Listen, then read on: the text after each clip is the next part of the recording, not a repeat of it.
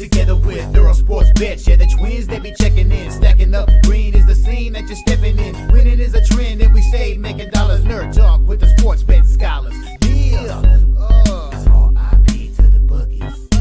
R.I.P. to the bookies. R.I.P. to the bookies. R.I.P. to the bookies.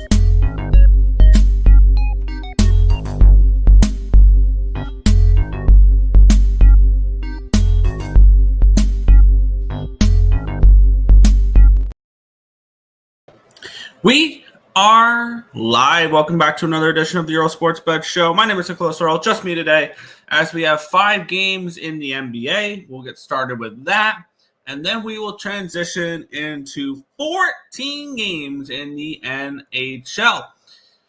It's going to be a tricky card, not going to lie.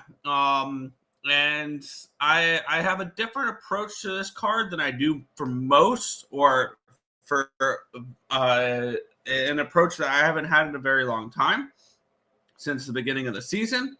But I have no spreadsheet. I figured that my spreadsheet wouldn't be that useful today, considering that the data is over 2 weeks old for the last game that these teams have played. So we'll be capping them more situationally and like different angles that way, rather than where my projections lie. Because I think that over the next week or so, it's going to be a little bit different capping wise than it is just set up my spreadsheet and go. So there's that. But quick recap of yesterday before we get into today's card. Not a huge card yesterday for me. NBA was solid, back in the black for the NBA. Wish I could say the same for the NHL, but we have the second half, or we have the rest of the season to get back to the black in the NHL, which has been a struggle. But the NBA went 4-1 last night. And I felt like there was opportunities for me to sweep the board. Started with Cleveland -8. They take care of business against the Knicks, 142-105. They cover the -8 there pretty easily. Miami first quarter money line was a nice winner there. They end up winning the full game in overtime. The first quarter was the only quarter that they won, and then the Raptors outscored them the next 3 quarters, and then the Heat won in overtime. That's how much they won the first quarter by. So first quarter was the best look on that game for the Miami Heat there. My lone loser was the New Orleans Pelicans +5.5. Thought I had a chance there, but because they brought it within, I think, like 3 or 5 late, but then Dallas kind of ran away with it late. And then the double up smash spot on the Oklahoma City Thunder. They win the first half by 21. They win the full game by 23, so they took care of business there. That was nice to see. So overall, profitable day yesterday. Did lose our only college basketball play, which was Yale -10. They won by 4. So a little annoying there, but it is what it is. But we will head to the chat, and then we will get into today's card, which will start the NBA, and then we'll move to the NHL. Puck. Yes, we get to talk some puck today. What's up, ESB? Hope all is well. Let's beat the books together. What's good, Occupancy? Good to see you in the chat again. But we will make the transition from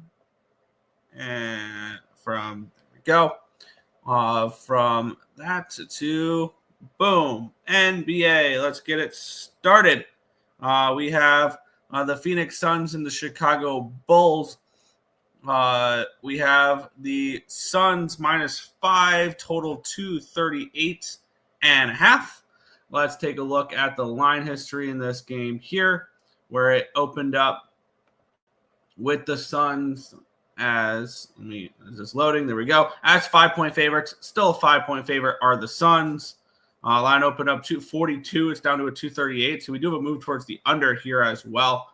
A 4-point line movement towards the under. So a decent sized line move there for that.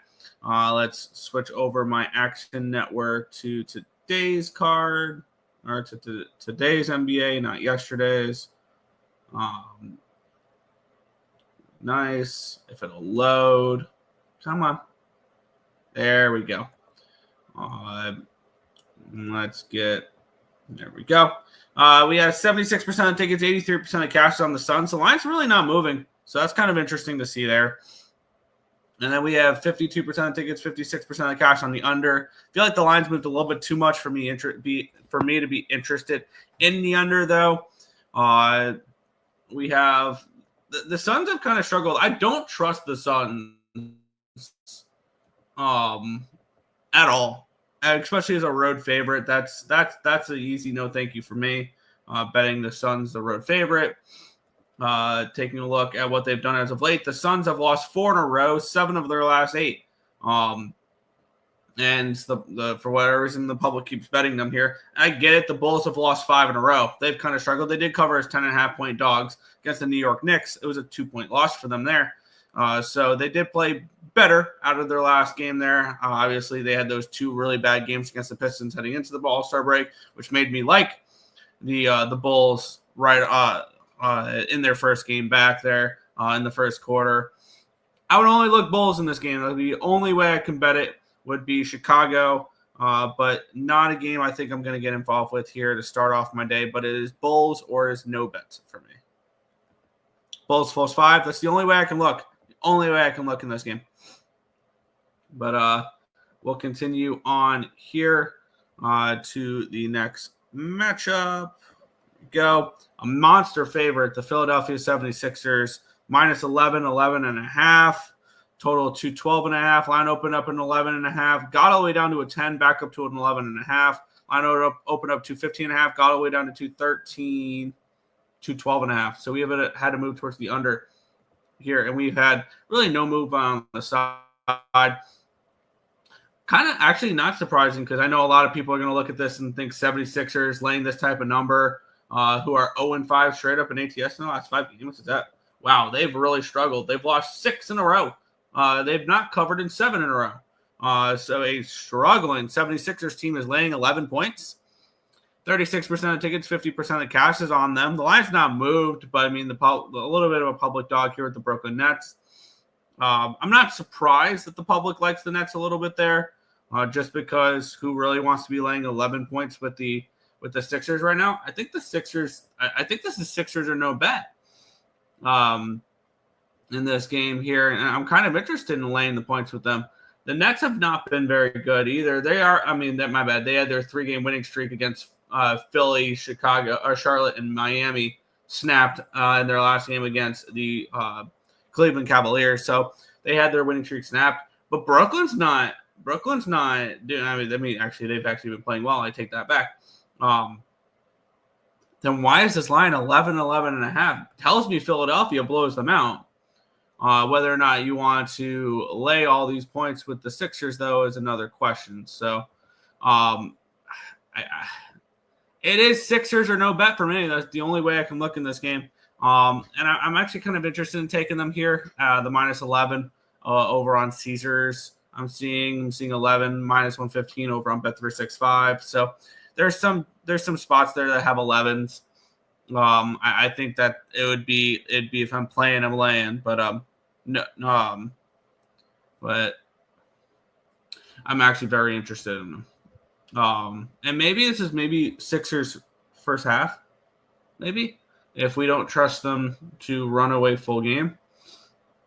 Let's take a look here. What the first half number is 6.5 first half. It opened up 6.5, still 6.5. 5-cent line movement in the first half towards the Sixers. I think the Sixers are the play. I'm going to move on the Sixers here in this one. Yeah. Philadelphia -11, -110. I hate laying this type of number, but this number is this way for a reason. So I'll take a shot here with this one. Sixers -11 for me in this game. It's a reason why it's an 11 for Philly. I agree. I agree. Yeah. Morning. What's good?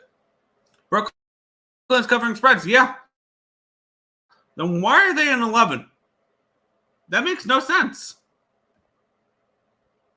Good luck today, y'all. What's good? Stop Geo. Locked in Duke moneyline, Butler moneyline parlay. All right. Philly hasn't won a game outright since February 4th. Yeah. once again, then why are they this big of a favorite? That makes no sense. What feels like the books are begging you to take the Brooklyn Nets. That's where my read is in this game, is that they are opening up their arms to Brooklyn net money. I'll take a chance of Philly here at -11. I hate the big number, but I think it's this way for a reason. We'll move on. We have the Denver Nuggets taking on the Los Angeles Lakers. We have the Nuggets are 6.5 point favorites in this game, total 242.5 in this one. Taking a look at the line history in this game here, we have this line opening up at a 5.6-ish. It moved up to a 6 within a couple minutes, and now it's a 6.5. Line opened up at a 241. It's now a 242.5. So we have a move towards the over. We have a move towards the Nuggets in this game here. 55% of the tickets, 55% of the cash on the Nuggets, and line's moving towards them. So the market kind of liking Denver in this game. 53% of the tickets, 57% of the cash is on the over. Line is moving towards the over in this game. It tells me Denver puts up points in this game. It's kind of telling me where this goes here in that one. Let's take a look at what these two teams have done as of late, because this is Denver's second game back after the break. They're playing really well right now. They are coming in off of their 9th consecutive win. They're just taking care of business. They're covering in most of those games as well. During this 9-game winning streak, they're 6-3 ATS. The only times they didn't cover were 9.5, 12.5, and 18-point favorites. So they have been winning and covering the Nuggets. I would only look Nuggets in this game, and I kind of lean towards maybe a Nugget team total over. I think that would probably be the best way to go at it. The Lakers are coming in on their 3rd game in 4 nights since coming back from the All-Star break. And I think that plays really well into for Denver here in this spot.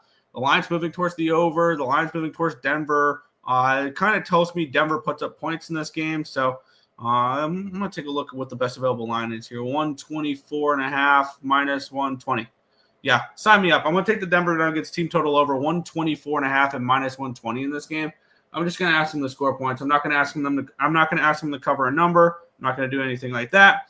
I'm just going to ask them to score me 125 points, which I do believe the Nuggets can do. So I'm going to go ahead and take the Nuggets team total over 124.5 at -120. Let's type this in. Denver Nuggets team total over 124.5 -120. Cool. All right. Got our day started with, well, now 2 favorites. Head back to the chat, and then we'll move on to the next game. My number is showing Denver should be around a 10-point favorite. I think Denver -6.5 is good today. Yes, I agree. I would. It's Denver. If I'm playing, I'm laying. I think the team total route, I think, is a better route than the spread, but because I think if they cover the spread, they go over their team total. So I think that the odds of them hitting the team total is higher. So let's move on. The Utah Jazz taking on the Houston Rockets. We have the Rockets 7.5-point road favorites with a total of 228.5 in this game here. This line opened up 7.5. It's now an 8. So we do have market moves towards the first 3 favorites on this card, which is kind of interesting there. Which tells me we could probably look to have these favorites cover numbers to start the card. Line opened up 7.5. It's now an 8. Line opened up 229. It's down to 227. So we do have a move towards the under in this game as well. Taking a look at the cash flow, 63% of tickets, 61% of the cash is on the Rockets. So that explains the line movement towards the Rockets in this game. And then 79% of tickets, 79% of the cash is on the over in this game as well. The line dropping, which is kind of interesting. We do have Utah coming in on the second half of back-to-back. They played against OKC last night. They lost 130-107, which was their second straight loss and their 5th loss in their last 6 games. The only game they won was the second one in the home against the Los Angeles Lakers. There's that as well. Houston, they're coming in. Their last game was on the 21st, so they played yesterday, and they won and covered against the Minnesota Timberwolves. So both these teams on second half of back-to-backs. So really no advantage there if you're looking at a situational spot. It's enough for me to stay off. I think there's better spots on the card, especially with all the other games. If you guys cap basketball, I mean, there's 827 college basketball games too today. So I think there's better spots on the card than trying to attack this one here. It's a pass for me. I guess it's Rockets or no bet, but I think there's better spots out there for sure. We'll move on. Final game on the NBA card, the Charlotte Hornets and the Portland Trail Blazers. We're seeing Portland 4.5-point favorites, total of 222. Taking a look at the line history in this game, opened up 4.5, still 4.5, but it opened up -110 to the Blazers. It's now -115 to the Blazers. So a 5-cent line movement here towards the Blazers on the spread. Line opened up 220. It's now 224.5. So we'll move towards the over here as well. 60% of the tickets, 63% of the cash is on the over in this game here. 56% of the tickets, 60% of the cash is on the over as well. Another game I'm not particularly interested in. This is definitely 1-800-GAMBLER. Portland, after their really nice run, have now lost and not covered in 4 in a row. So this was a team that was just a pure moneymaker for a good week and a half, 2 weeks. And now they're a strong fade piece because they've just come back down to earth. The Blazers are not a good basketball team. They were on a really nice run, and now that run is over. They're still 10 games under 500, which that makes sense. This team was that bad where they had a nice winning streak and still are 10 games under. So, and Charlotte's not a team I particularly trust. I believe they still got more games on this road trip, which started before the All-Star break and continue all the way till at least the end of February. Not a spot I need to get involved with. So it'll just be Nuggets team total over and Sixers -11 for me today in the association. But we will make the transition. And yes, the record is ugly in the NHL. We have a whole second half to figure it out. But with that being said, we will get it started. Now, it's a different cap because we have usually I'd have my spreadsheet up and ready to go. I don't think the spreadsheet matters for the next couple of games here because we have teams off extended breaks. My data would be over 2 weeks old or almost 2 weeks old for some teams, and just not anything that I feel the need to really use my spreadsheet for. Let's get it started though. We have the Minnesota Wild taking on the Detroit Red Wings. We have the Red Wings around -120 favorites in this game. Total 5.5. Now, a couple things I would like to look at during this is, well, first of all, let me get daily face-off up to see. Let me get daily face-off up to see players missing, because when we look at it, there are going to be some players not playing today because for rest after the Four Nations. Some injuries happening during the Four Nations. I know we're not going to see Hellebuck tonight. It's going to be Eric Comrie. I know we're not going to see Matthew Tkachuk tonight. We'll probably be missing a couple Ottawa Senators and things along those lines. So we'll first start with the Detroit. First start with the Detroit Red Wings, where they had, I believe, one player in the championship game, which was Dylan Larkin. He was on the fourth line for the United States. That was really all that they had between the United States and Canada. We did have, I believe it was Lucas Raymond was on Sweden, but they've been out for a little. They went out earlier in the week, so he's had some rest there. It's the United States and Canada players we need to worry about, I believe, when it comes to this type of capping here. On the flip side, we had a lot of Minnesota Wild players in the Four Nations face-off, and I don't think that's going to be beneficial for them right off the rip. For me, this is Detroit or no. Right off the rip, this is Detroit or nothing, because we have some players for Minnesota that played for USA and can't. None in Canada though. They were all United States. It was Matt Boldy, Eriksson Ekblad, Gustafsson, Brodin as well. Faber was on the United States. So they had one of their top defensemen in there. They had one of their top offensive pieces in Matt Boldy. And for me, this would be, I believe, a decent letdown spot for the Minnesota Wild players. More or less Detroit Red Wing play. So for me, this would be Detroit or no play. No bet. And I think I would like to move on Detroit in this spot to get my day started here. So let me take a look at what the number is for the Red Wings here early in the day. Get our day started off -128 over on FanDuel, the Detroit Red Wings in this game. I think they take care of business here against the Minnesota Wild. We're seeing, and situationally, that's the way I'm going to be going at games today. No projections, just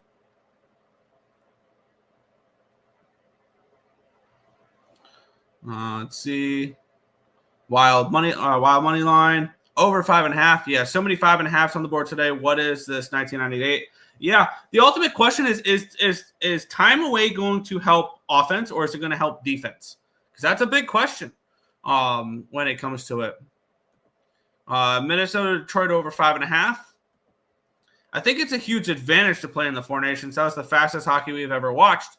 Yes, I'm under more of the cap of this is going to be more of a letdown for teams that will what do you call it? For teams that have players that went there. I think it would be a letdown playing for your country and then having to just play for your NHL team again. We'll see. Anytime I have the chance to take the Sabres money line, I do. That's good money. Good luck. The stream lags every few seconds. Just saying, is it that bad, or is it me, or does anybody else? Is it lagging for anybody else? Defense will lack today. I can see that. I have moved on one over. Looking for a 3-team parlay in college basketball games and later games. Who does everyone like this evening? If you're looking for later games, I'm trying to find. That would be something we like Georgia State. We see value in is that SEMO? I believe it's SEMO. Should be a +1. It's a +4.5. SEMO, yeah. No, my bad. Wrong game. Northern Illinois. Troy is another one we like. So there's a few spots we like later in the day. Wings, yeah. Also like the draw. I could see the draw in this game. I could definitely see the draw in this game as well. But we'll move on. Edmonton Oilers, Philadelphia Flyers. We have the Oilers -185 favorites, total 6 in this game. I mean, immediately right off the rip, I want the Flyers at this number. And I get it. The Oilers. Now the ultimate question. I mean, the Oilers had the game winner with McDavid scoring the game-winning goal of the championship game. Maybe it's a letdown, McDavid. But I mean, other than McDavid, though, they didn't really send too many. Did they not send anybody other than McDavid? I think McDavid was the only Oiler So maybe that's just fine. Because they only sent McDavid. McDavid, Nugent Hopkins, Hyman, Draisaitl, Saboli. Yeah. They only sent, unless I'm missing somebody, they only sent, unless Matthias Ekholm. I think Ekholm went as well. But that was it. Wow. I thought the Oilers sent more than that. And then on the flip side, the Philadelphia Flyers did send a few guys. They sent Travis Sanheim. They sent Travis Konechny to it as well. Trying to see if they I think it was just Konechny and Sanheim. Sanheim actually played a decent amount. And yeah, Konechny as well. Other than that, I mean, but this is a Flyers team that I think is starting to tank a little bit. I really don't want to lay this type of number on the road though with Edmonton. That's not really too appealing to me. So I guess it would be Flyers or no bet if I'm looking at action in this game here. But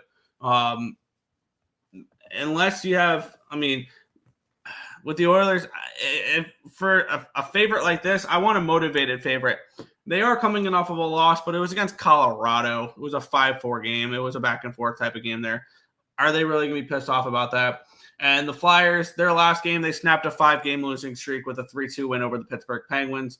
This is not a Flyers team I have any interest in putting my money on, but at this number, I can only look at the Flyers. But not a game. It's going to be Ersson. Ersson also was for Sweden. I forgot about that because he ended up playing that last game against the United States. So there was him as well. But yeah, no play here for me in this game. In a week or two, I think we'll start seeing a lot of under games as playoff mode digs in.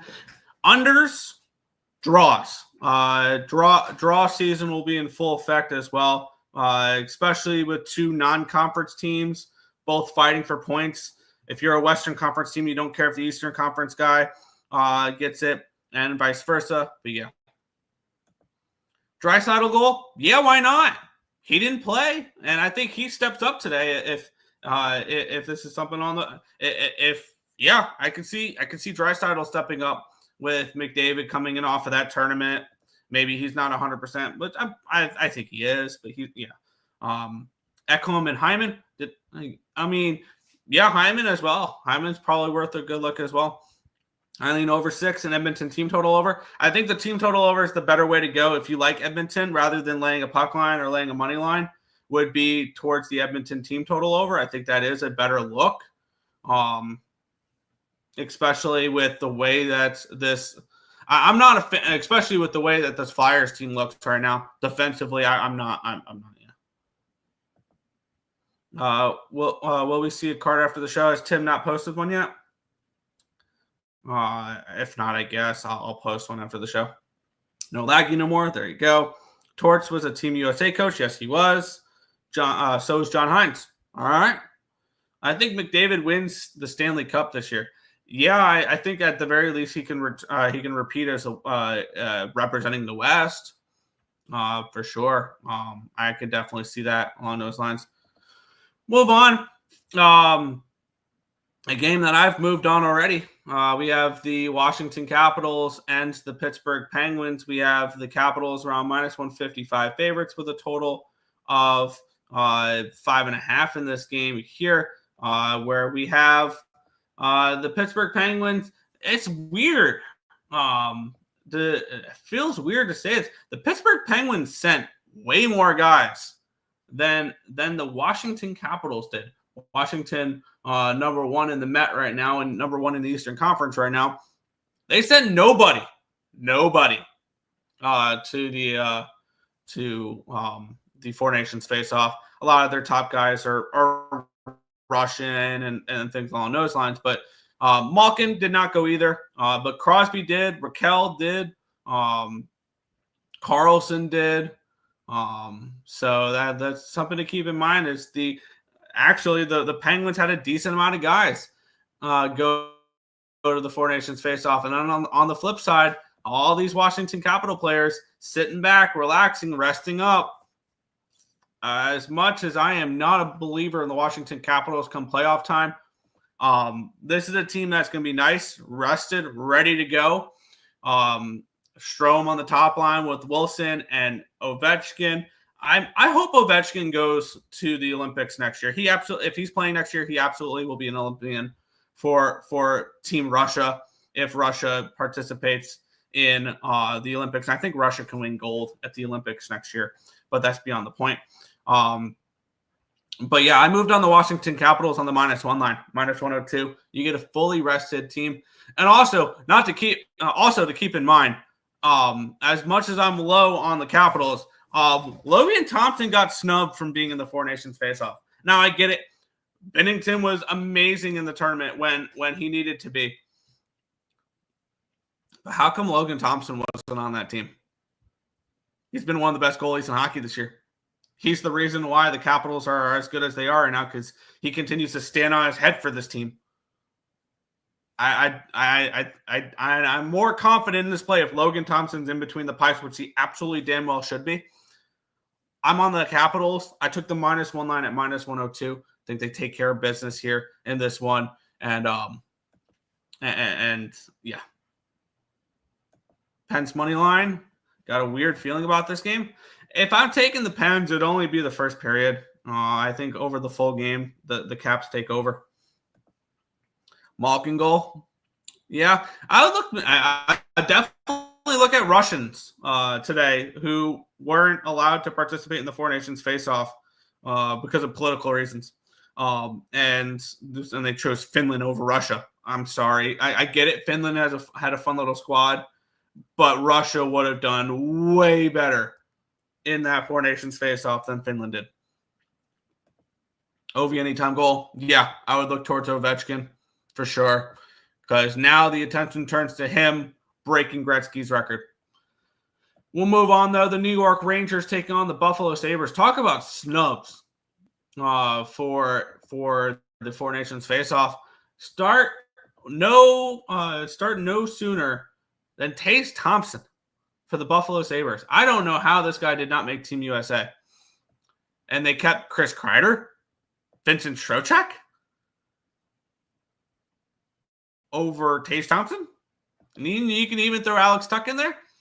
I look forward to the Olympics next year because we can see JJ Peterka play for Germany. But when you look at the players that went to the Four Nations face-off for the Buffalo Sabres, well, none of them played the other night for Team Canada or the United States. Ukko-Pekka Luukkonen didn't play at all for Finland. He went, though. He was the third-string goalie there. And it was Rasmus Dahlin and Henri Jokiharju. Jokiharju played for Finland. Dahlin played for Sweden. That was it. Just a depth defenseman, one of the top defensemen for Sweden, and a third-string goaltender that didn't get any action at all. So the Sabres are nice and rested and ready to go. And look for Taze Thompson props. Absolutely look for Taze Thompson props, because he's going to go out here and he's going to show why he should have been on Team USA. I absolutely believe so. On the flip side, JT Miller, Vincent Trocheck, Mika Zibanejad, Chris Kreider, Adam Fox. We're all part of the Four Nations face-off, and I would not be surprised if it's Jonathan Quick in net today.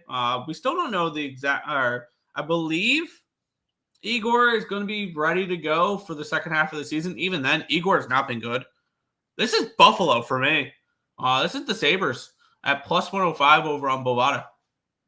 Is the way I'm going for this game here. You have a Sabres team that had a few snubs, because you could argue Alex Tuck could have been at least a healthy scratch for Team USA. He was completely left off the roster too. So I would look towards Taze Thompson props as well. I think Buffalo takes care of business. Give me the Sabres +105 against the New York Rangers here for this matchup.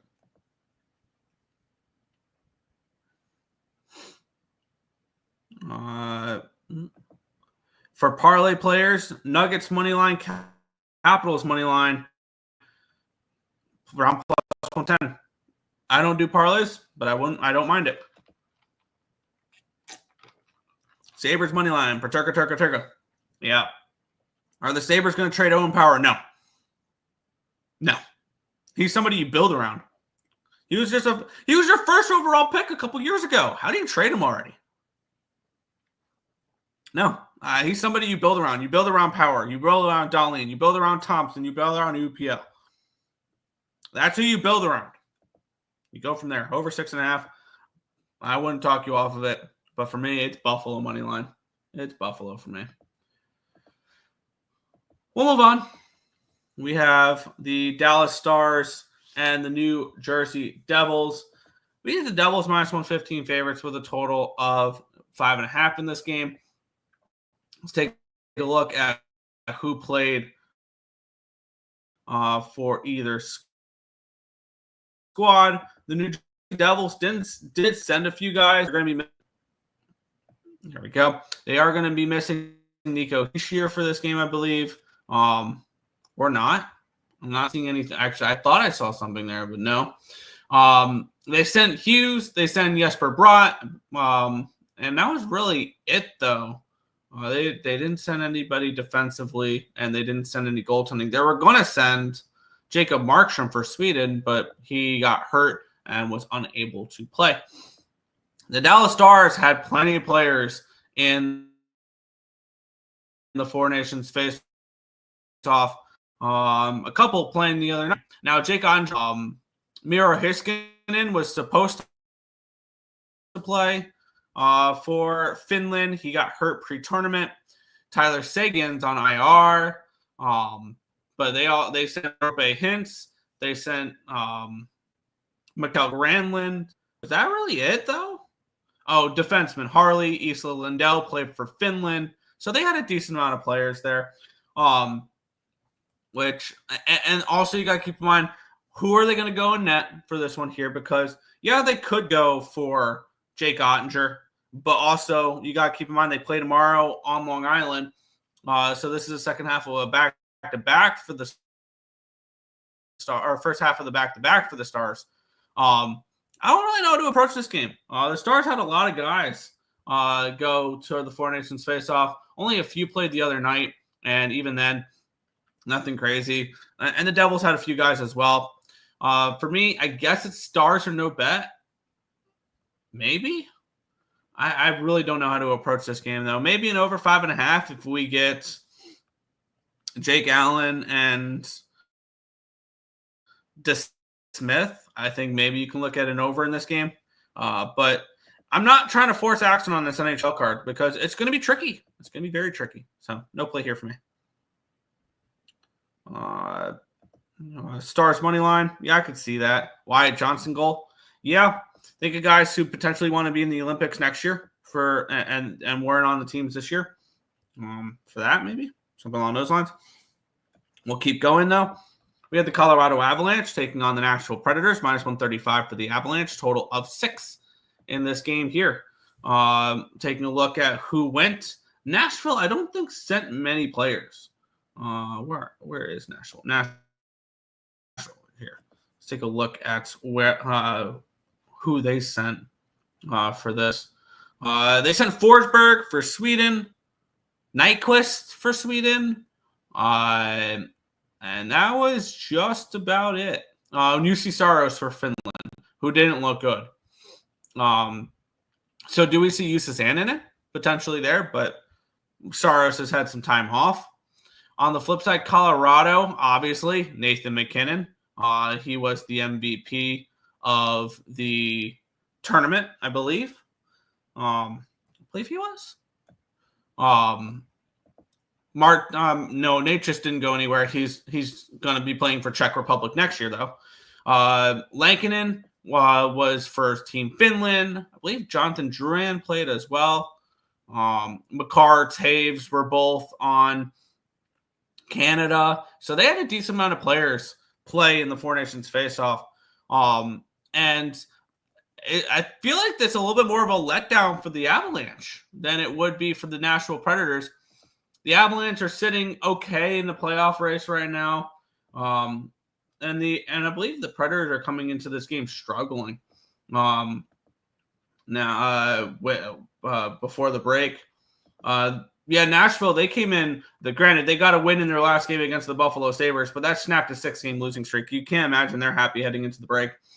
And Colorado went in feeling good. They won back-to-back games against Calgary, Edmonton, and their little 3-game road trip in the northwest Canada. And they had won 4 of the last 5 games. So this is an Avalanche team coming in playing good. Nashville team heading into the break playing bad. You had a bunch of players on Colorado for Team Canada, a couple of Team Sweden. I'm going to go ahead and take Nashville here, plus 115. I'm going to take a shot with them here in this game. And honestly, I don't, as crazy as I don't see that far of a drop-off between Saros and Annunen right now. Because Saros has just not been very good this year. So I don't care really who's in net between in this game for them. I'm going to take plus 115 with the Nashville Predators in this game here. I think this sets up nicely situationally. They're at home. They're a dog. And I think this could be a little bit of a letdown here for Colorado with all their players that went to the Four Nations. So I'll take a shot at Nashville plus 115 in this game. Live bet the Avs money line when they were down, maybe. Fire Andrew Burnett. I don't know why the hell they didn't do that during the Four Nations break. Could have very well done that. But we'll move on. Here's a dog I kind of like. Seattle Kraken taking on the Florida Panthers. And I think I'm going to move on the Kraken in this game here. Let's get into it. Florida Panthers, they're going to be without Matthew Tkachuk. Now, there's something to keep in mind for this game because he got banged up a little bit during the Four Nations face-off. So there's that. Bobrovsky's already been confirmed. Reinhart was for Team Canada. Barkov was Team Finland. And Bennett was Team Canada. Lindell and Listerinen were both, I believe, Finland. And Forsberg was Sweden. Mikkola was Finland. They had a lot of players go to the Four Nations face-off and didn't get that full break. Meanwhile, the Seattle Kraken had one player, Kaapo Kakko. That was it. And I think that sets up really well for the Kraken to come in here and get a win in Florida at a big plus price tag. I think this is the big dog of the day for me here in this one at the big number, plus 190 over on Fanatics. I'm going to take the Kraken in this game. I think situationally sets up really well for Seattle. They didn't have many players go. Florida had a couple guys get banged up in the Four Nations there. And they had I think the Florida Panthers had more players than any team in the NHL. Kind of makes sense. You're the defending Stanley Cup champions, so I guess that checks out.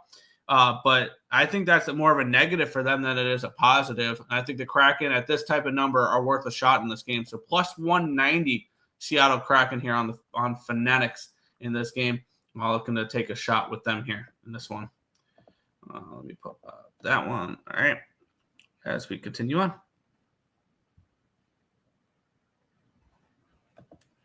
I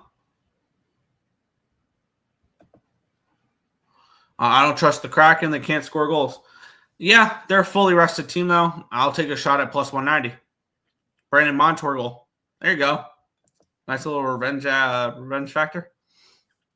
We'll move on. Winnipeg and St. Louis, a game I moved on last night, and I got 5.5 at minus 130. I played the over in this game here. Let's take a look.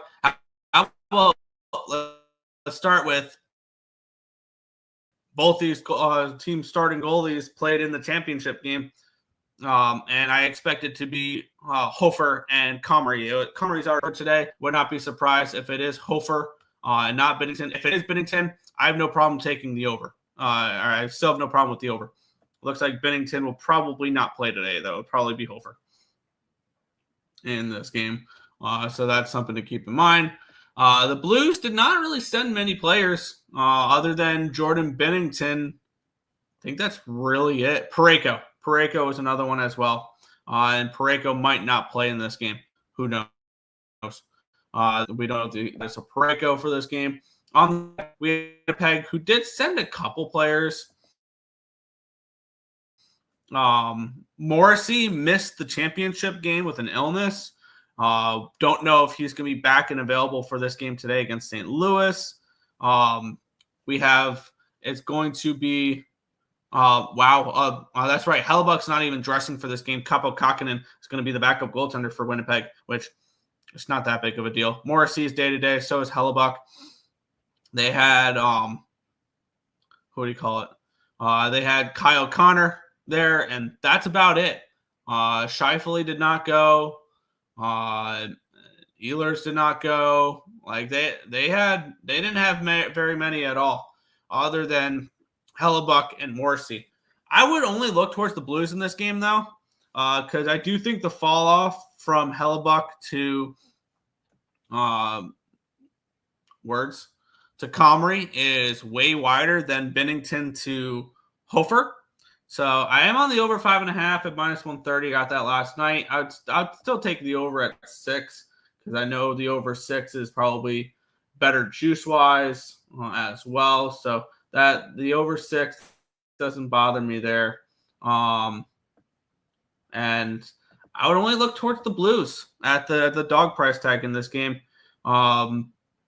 With them not having many players. I mean, neither did Winnipeg. I expect some offense in this game, potentially 2 backups in this spot with both the starting goalies from USA and Canada playing in this game here.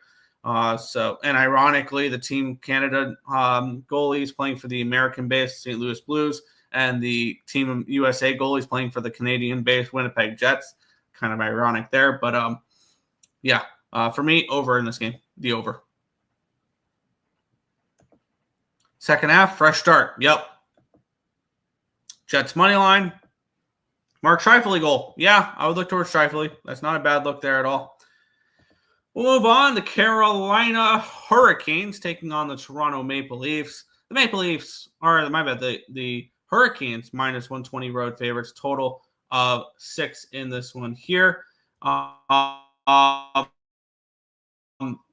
This is an interesting matchup because we do have 2 teams that I believe did send a decent amount of players. The Toronto Maple Leafs definitely sent a decent amount. Austin Matthews, Mitch Marner, William Nylander all went. They did not send any defensemen though, or any goaltending. Jani Hakanpää was supposed to play for Finland. He got hurt before the tournament started, and he's still not available. But you had your top guys that played in the championship game, Matthews and Marner, which both of them played really well in the championship game there. And then on the flip side, you have Carolina, who did send a decent, amount of players to the Four Nations as well. Don't know how many played in the championship game though, because Aho was for Finland. They didn't make it. Neither did Mikko Rantanen. Jarvis did play for Team Canada in the championship game there. Other than that, maybe look for Svechnikov props or Kokoniemi, a couple Russians for their props there. Jacobs was a beast in the Four Nations face-off. I think that I think this is more advantageous for the Carolina Hurricanes because they had a couple guys who went but didn't make it all the way to the finals. The only player, Jarvis, which was a limited role, he was more of a 4th liner. And obviously Slavin was awesome during that tournament. And you had bigger role players there for Toronto. And I think this is a good spot for the Carolina Hurricanes. And I would like to move on Carolina in this game. I'm seeing -125s out there over on Bet365. I want to take Carolina in this game to get the win in this spot. I think this is a better spot for Carolina than it is Toronto. And I'll take a shot with that there. So yeah, for me, Carolina at -125. Go Leafs go. Svechnikov goal and assist. Love it. That's right. Kokoniemi is finished. Yep. I totally messed up on that one. That's my bad. Canes money line live bet when they're down. There you go. Kane's exact goals for the whole game, 0, 16-1, LOL, imagine. I could see this one being a little bit more of an under, but we'll move on. We have the Anaheim Ducks and the Boston Bruins. The Bruins are on -195 favorites, total of 5.5. Was there any more of a team that was hurt more from the Four Nations face-off than the Boston Bruins, losing your best defenseman in Charlie McAvoy? And they also did send Brad Marchand, but other than that, I believe Lindholm went, ? Pasternak's nice and rested. He's going to be playing for Czechia next Olympics. And really, they didn't have many players at all go to it other than Marchand and McAvoy. And McAvoy hurt. And Swayman did not get any action there. They just played this in Boston as well. Here's the thing. I'm not excited about this Boston Bruins team going forward. I think this is a team that falls off in the second half, misses the play. And I believe went into the break playing a little bit better. I think they only sent one player, and he barely played, and it was Leo Carlson, who was the youngest player in this entire tournament.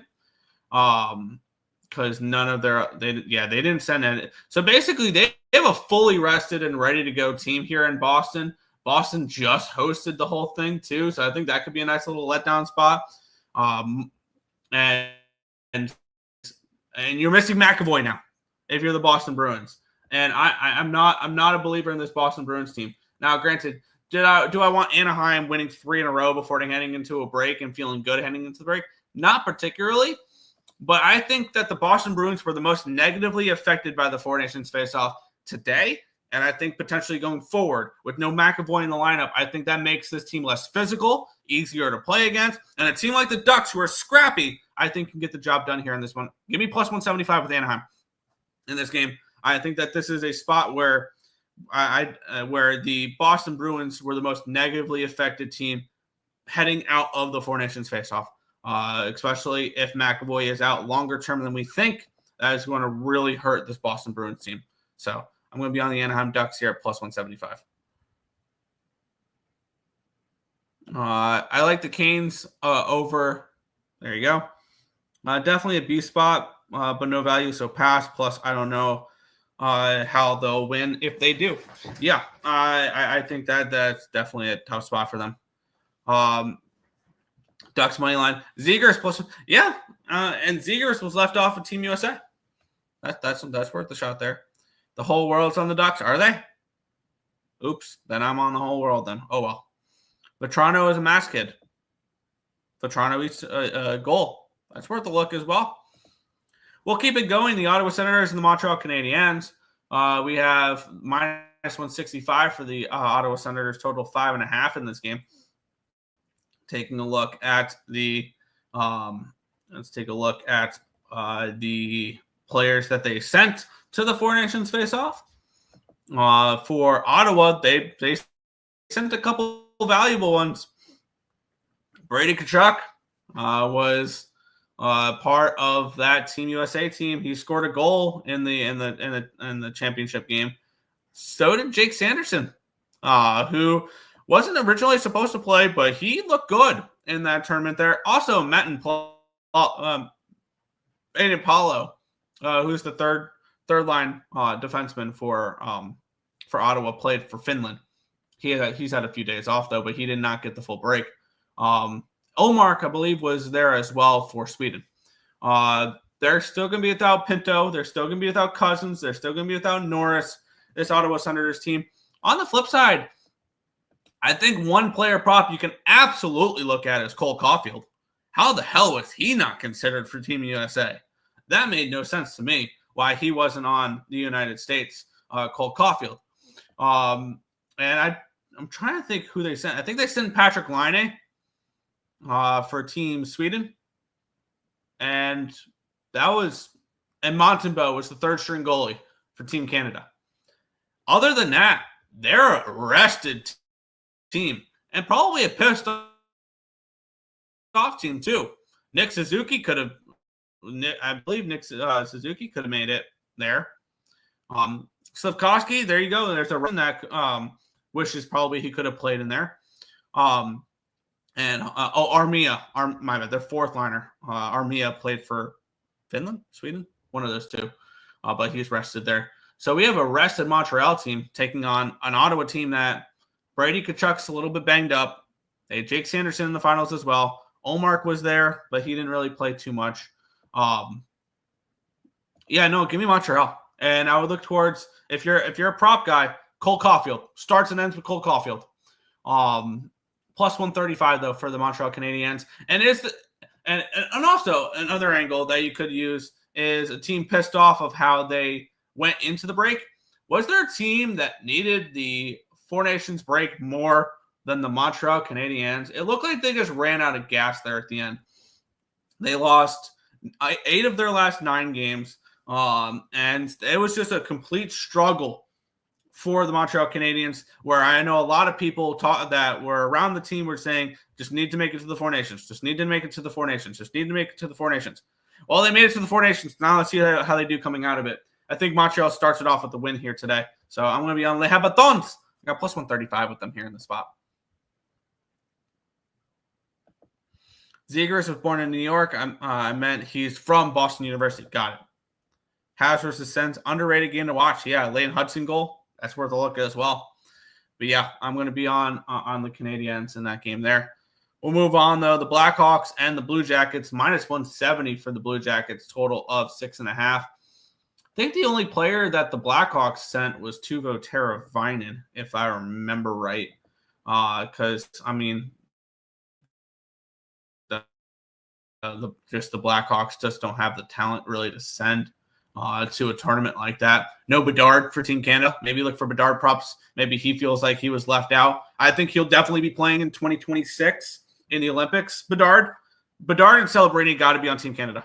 I don't know who you replace him with, but those two need to be on Team Canada there. And I think that's all they brought to the Four Nations face-off was Teuvo Teravainen. So this is a rested Blackhawks team, and maybe some Bedard props. He felt like he could have been part of the Four Nations face-off. Who knows? On the flip side, the Blue Jackets, I don't think they really sent many players either. Obviously, they sent the best defenseman that the United States had that entire tournament now, and Werenski, who I believe led the team in points. And that was really it. They are getting some reinforcements, though. Kirill Marchenko is going to be coming back. I believe they were missing one other player that's coming back as well. It was Kirill Marchenko. No, Monahan might be coming back soon. Chenikov, they're still missing. They're still missing LeBlanc. They're still missing Goodbranson. Here's the one thing. I'm not laying minus 170 with the Columbus Blue Jackets in this game. However, do I want to take the Blackhawks right out of the break? Probably not. So it is Blackhawks or no bet. That would be the only way I would look at this game, would be Chicago. But not a game I feel the need to get involved with here. So a pass for me here, but it's Chicago or no bet.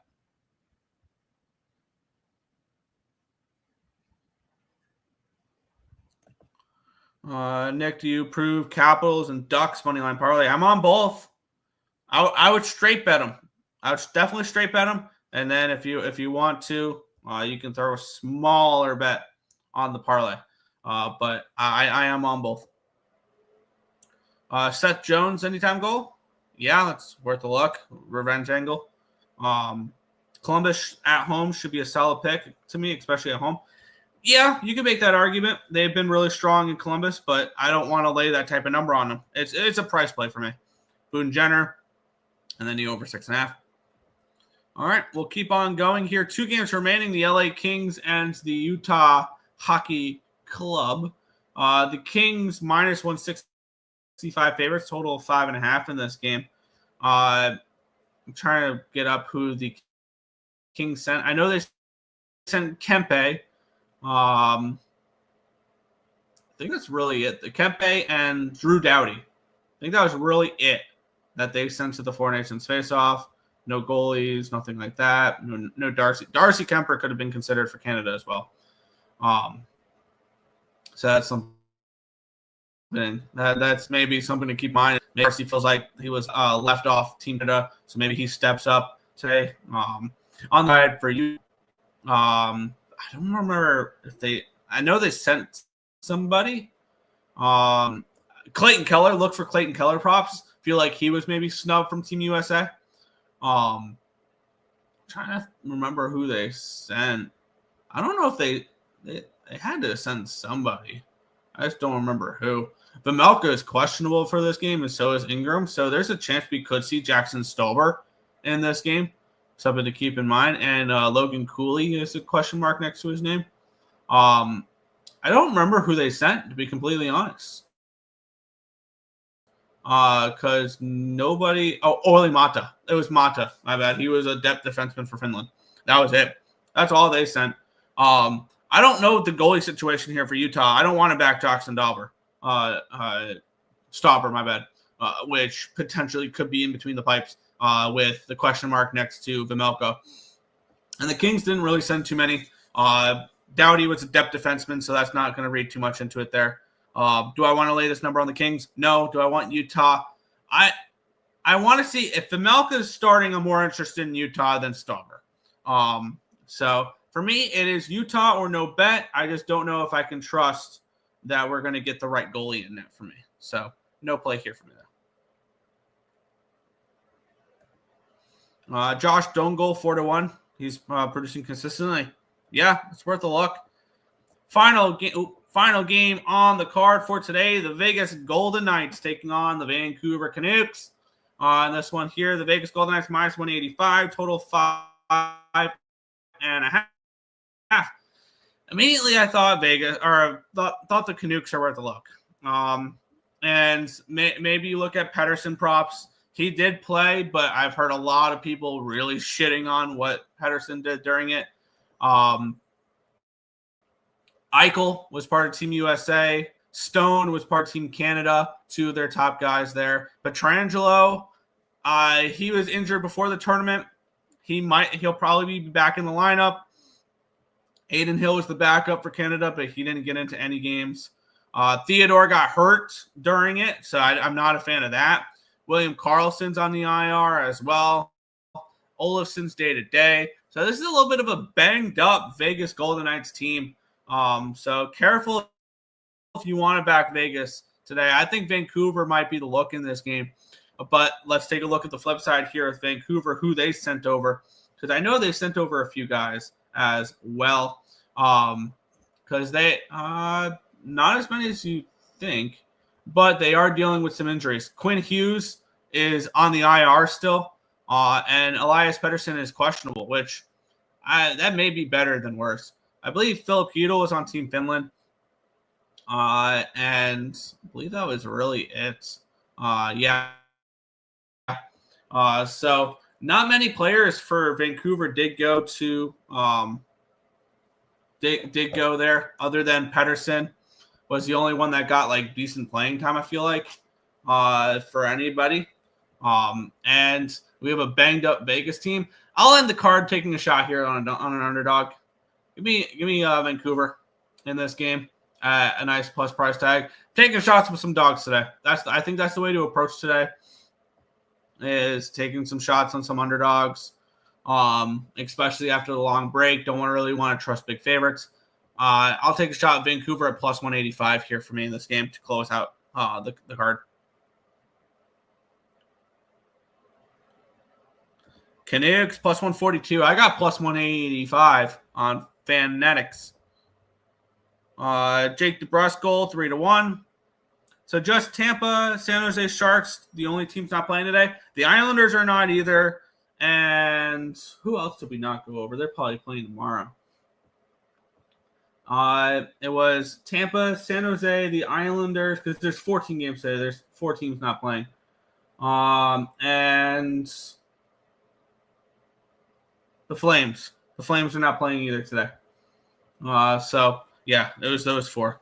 Brock Besser point, yeah, I can make the argument for that as well. But that is everything for today's card. If you guys have not already, be sure to hit that thumbs up button and subscribe. Turn on those post notifications so you guys are notified each and every time we are live here at ESB. But that's going to wrap it up for this one. Want to thank you guys as always for watching. We'll catch you guys same time, same place tomorrow for another edition of the Earle Sports Bet Show. Good luck, everyone.